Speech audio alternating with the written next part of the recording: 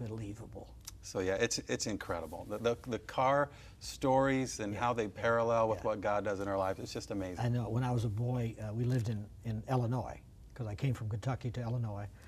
And that's where they built the Tucker automobile. Remember the Tucker? Sure, I sure do. And I remember one, because they only built a few of them, and automobile industry, I think, put them out of business. Exactly. And so one of them was sitting on a used car lot near my dad at a motel, near the motel. And I remember one day driving by, and I told my dad, I said, Dad, you know, that Tucker is going to be worth some money someday. You ought to buy that. And he goes, what would I want with that thing? Well, what do they sell for today? Oh my goodness. Well, it's funny you say that. I think they built 48, and I auctioned a lot of them, but I auctioned the first one, the prototype. And when I auctioned that, it was in a guy's living room, is where he kept it. That's where I would keep mine. Exactly. And I think that sold for $480,000. And the movie really catapulted them upward as well. But you were a prophet. Now, the highest money ever auctioned, you did, I don't know how many years ago, but it's kind of common knowledge now, but you auctioned the first $1 million price, right? Somebody offered $1 million for what kind of car was it? It was Duesenberg supercharged Legrand dual cowl Phaeton. You needed a chauffeur to drive it, and he would have to lift up the rear cowl windshield for you to get in there as the passenger. Okay, so now you're a full-fledged rock star auctioneer, because that's what you guys are. I mean, it's like rock star stuff. It's a little bit like that, yeah. So you're auctioning, and because your grandfather taught you how to do this. He did. And I remember, I mean, it was embarrassing the way he taught you, but it was the best way in the world. It was. You want to hear one of those? Yes, quick, yeah. We were on a front porch in a small town in Indiana, and I was 18 years old. I was the youngest realtor and the youngest licensed auctioneer in the nation. And I was auctioning a curio cabinet. And Grandpa Russell taught me that you have to keep the auction moving, or you're going to be giving away stuff at the end. So I'm auctioning the curio cabinet, and I said, $100, $200, anybody else? And he goes, stop! And I said, what? He said, is there anything else you could say about this curio cabinet? He declared, so like, to make a bit more money. And everybody's 200, 300 people, they're looking at me and listening to this conversation. And I said, well, the woodwork's beautiful. He said, don't tell me, tell them. And they all heard that. And I looked at him and said, oh, look at the woodwork. It's beautiful. 300, 400, 500. He goes, wait, stop. And I go, yes. He said, is there anything else you could say? I said, well, look at the beveled glass. I don't know how you could afford to do it today. He said, don't tell me, tell them. I looked at him and said, oh, the beveled glass. How could you afford to do it today? 500, 600, 700, anybody else? He goes, stop. This is working pretty good, he said. He said, is there anything else you can tell them? I said, well, I noticed the hand-carved feet. Just unbelievable. What that would cost today, you probably couldn't afford to do it. I said, I know. Don't tell you, tell them. And I said, look at the hand-carved feet. 800, 900, 1,000, anybody else? And I finally looked at him and said, can I sell it now? He said, sure. I said, sold, $900. Unbelievable. But what he told me on the way And it started out stopping at 2. Exactly. And I was ready to sell it. And he told me something on the way up that I didn't share. He said, Mitchell, if I can get you convinced, I can get them convinced. Wow. And I've never, that phrase has never left me, because I think God's trying to do the same thing with us. And we're giving up for 10, 20% of what he wants for our lives. And if we would only become convinced, then he would use us to get other convinced on restoration. Now that's the way his book, throughout this book, goes from chapter to chapter. It's a Bible study, metaphor, cars, restoration, and I like to be next to a guy that's a perfectionist.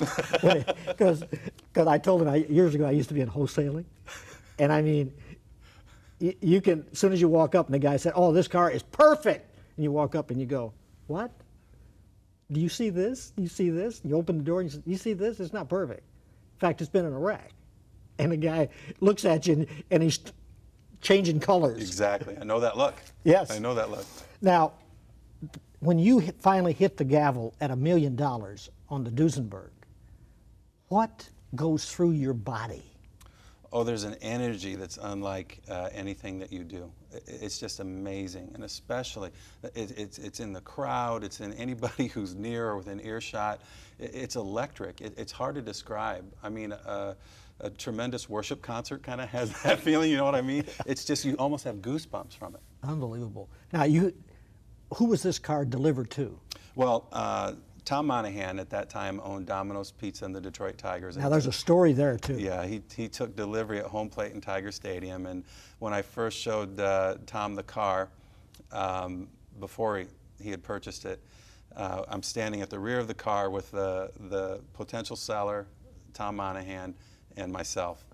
And I'm pretty young. I still had hair. And all of a sudden, I see this mark, just like you're talking about, on the trunk. And I watched Tom Monahan's finger for what seemed like an eternity go toward that mark on the trunk.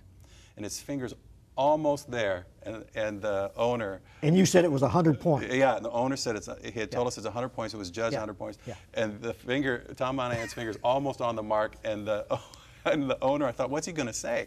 And the owner said, well, almost perfect.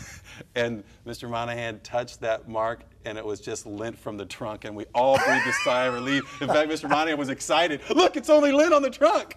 So yeah, I thought I lost the deal, but we had it. When you got to tell a story about the guy in Germany. Oh my, yes. That this safe. Yes. He lived in one of King Ludwig's castles, and even the kitchen was still as it was originally. He left that untouched, but everything else was updated and modernized. And I went down this real narrow stairway and came to the biggest vault door I'd ever seen.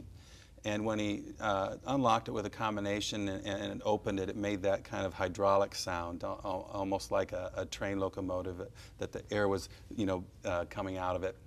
And I looked in there, and I saw two antique secretary desks that I had read about were sold by another auction company for over $2 million each to an undisclosed bidder. And I looked at my car collector, customer, and friend, and I said in German, "You're the one?" And he said, "Jawohl." So you're looking at what you read about. Exactly, and it was a climate-controlled, huge safe where he had some of the greatest antiques and collectibles in the world. And then in a building attached to his castle, he had some of the greatest cars in the world too. And your auctions had movie stars, Jay Leno. Yes. Jay's a shrewd bidder and a shrewd he's a collector. doozy nut. He is. He has some fantastic Duesenbergs. He painstakingly researches and makes sure that he's getting the right car for And he's got his own collection. mechanic. He does. That absolutely knows every screw, every detail, every bolt. He does. And Jay is a piece of work, and he's a good man. Now, what made this dramatic spiritual change in your life? Because the book covers all of this, but and like I say, I love DVDs, but when they're done right, I'm locked in. You'll be locked in, trust me. But what happened? Well, my dad had financial trouble when I was in junior high and high school, and he lost millions of dollars. They grew too fast. They were financing collector cars they shouldn't have, and people didn't pay back. So he bought his two brothers out for $1 each, and his father, all three of them, for $1 each. And he went on a road that was just very, very difficult. And many advised him to file bankruptcy, but he wouldn't do it. Well, when I was headed to college, I had to decide, was I going to play basketball or was I going to do something to try to help my dad as I went to Indiana University in Fort Wayne. And I chose the latter, and I started a new company my senior year. This was after I'd sold the car for $1 million, and started a new auction business to kind of resurrect and restore the family name.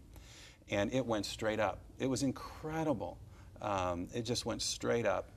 And on July 1st, 1990, I don't know if you'll remember it, but it was like somebody turned the lights out in the economy. And over the next 24 months, we lost everything that we had. And so I looked at myself and thought, I'm repeating the same past foolish mistakes, and there's got to be another way. Well, on July 1st, 1992, we were raided by the Internal Revenue Service. I was greeted by armed agents who thought I was... I gotta set this up for you. Picture this. He gets out of his automobile, walks through the locked doors, which you had your own key, and he opens the front door, notices the second level of doors is already open. He's greeted by our IRS, FBI, whatever, and says you're being raided. He's thinking it's a joke. I thought it was a joke. Okay, because you had done some things that a lot of people, and they had to check out certain areas and people that came in. Yes. So you're thinking they're using this against you. Exactly. And